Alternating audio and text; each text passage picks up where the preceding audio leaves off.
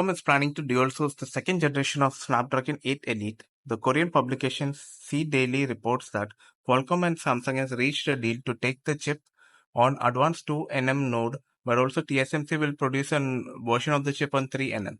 Samsung will be making the chip at its S3 factory, producing 1,012-inch wafers a month. These chips will be used in Galaxy devices in the second half of next year.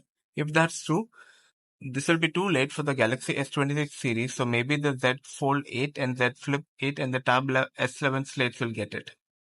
The timeline for the Samsung Gate All-Around mods,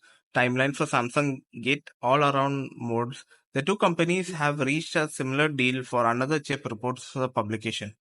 Qualcomm has designed a 4nm chipset for the E-Extended Reality headset that will use Samsung's Project Muhan, which is scheduled for release later this year.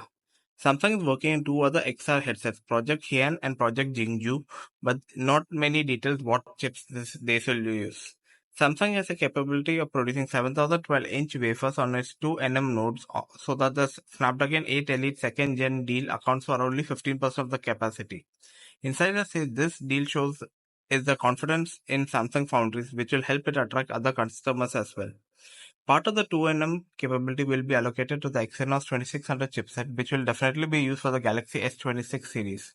But will all S26 models use Exynos?